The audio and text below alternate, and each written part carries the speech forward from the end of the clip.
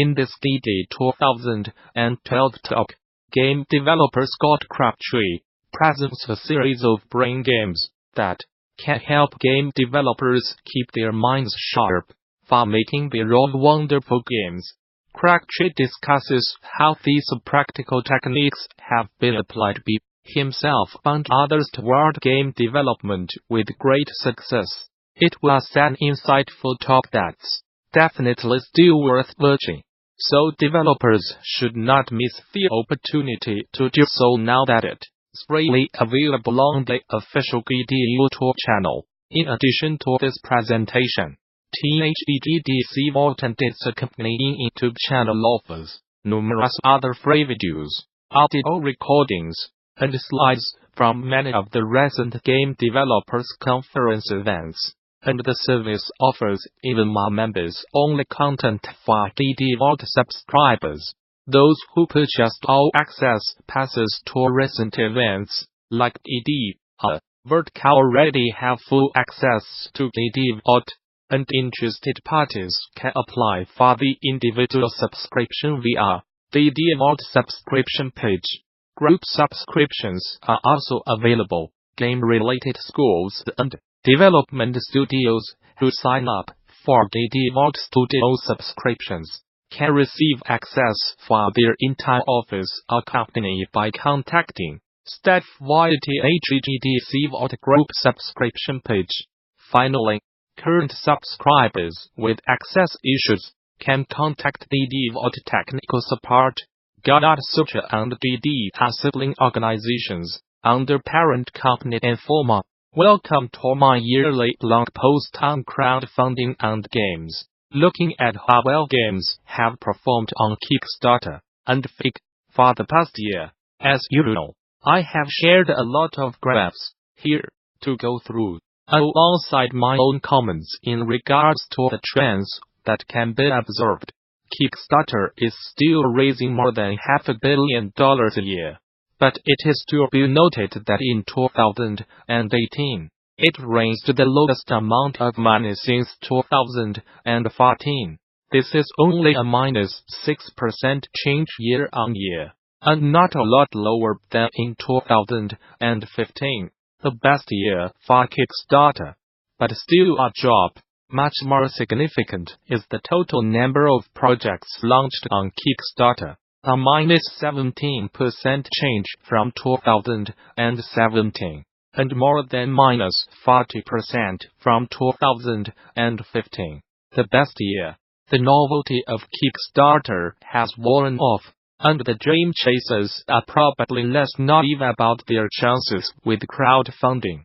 Not necessarily a bad thing, as the next graph shows. While the total number of projects has dropped by 17%, the number of funded projects only saw a -3% change. This could show the projects of a certain quality are not necessarily struggling more than before when trying their hand at crowdfunding.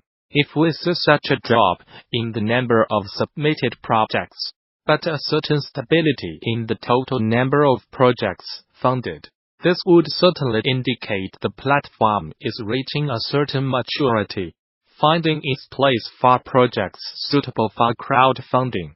Looking into the money raised per tier, the drop is about even across all of them, with the exception of the projects below $10K, which raised the same amount as in 2017. And with projects in the $100K to $500K range, which saw a -10% change, compared to the -6% observed in the other ranges. Not shown here is the fact that there were more projects funded in the $500K range overall, but also that there were significantly fewer projects raising more than the $2 than in 2017. 8 projects raised $2 in 2017 against 8 projects in 2018. At a glance, the technology category saw the most significant drop in its numbers. and by itself carries most of the year-on-year drop in the money raised on the platform. The technology category is not the purpose of this blog post, but a quick look shows fewer funded projects, -26%, and less money raised across all the projects' tiers of funding. While there was a drop across all technology subcategories, the wearable projects alone saw a $16 drop year-on-year on Kickstarter. Looking at the year-on-year variation by currency shows a few interesting trends.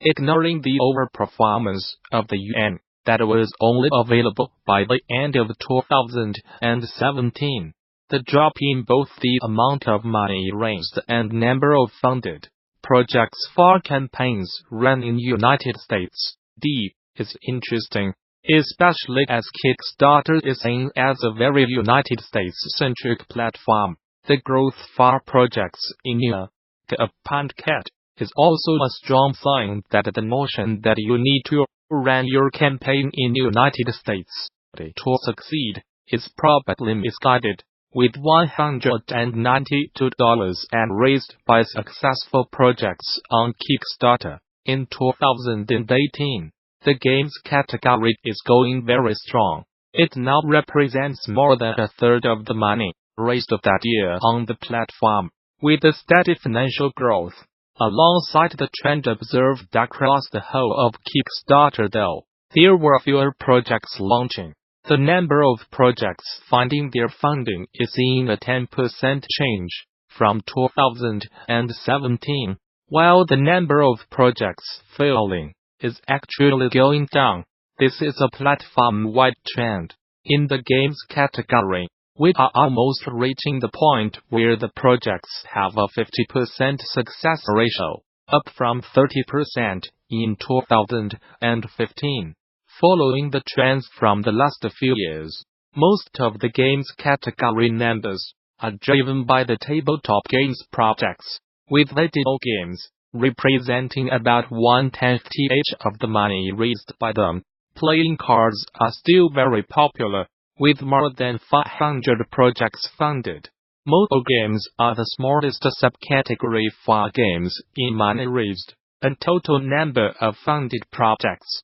Behind puzzles, there were half as many mobile games projects funded last year than in 2017.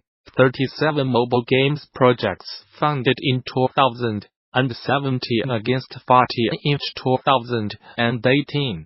The very steady and significant growth of the funding gathered by tabletop games is not showing any signs of slowing down. 20% money raised in 2018 is nothing to scoff at, with a total of $165 raised. The tabletop games industry seems to have found its pace with crowdfunding.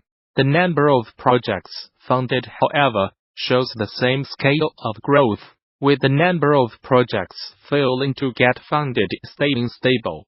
The ratio of projects getting finance is going up.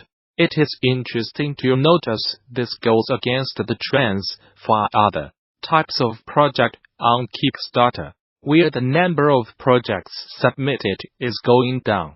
In 2018, there were exactly twice the number of projects raising $500 on Kickstarter in the tabletop game subcategory, from 34 in 2017, a large number to start with, to 68. What is also interesting is that the number of funded projects grew in all the different tiers of funding. There are more tabletop games projects of all scales succeeding on Kickstarter, with $15 successfully raised for video games on Kickstarter in 2018. This is the lowest the subcategory raised since its explosion in 2012. This is, however, not a massive drop in funding. In the past 3 years, the amount of money raised in this subcategory has stayed in the -10% range. Considering how it can be hit-driven, with massive projects weighing heavy on the total amount raised during a year, This does not seem to be the sign of a downward trend. What is a proven trend? Is the drop in the total number of projects submitted here again, minus 15% year-on-year. The third year in a row with a double-digit percentage drop. The total number of projects funded is stable still though, reinforcing the platform-wide trend of fewer low-quality projects trying their hands at crowdfunding there. The tier of funding that saw the most significant drop in 2018 is the $100K to $500K tier, with the lowest number of projects in that range since 2012.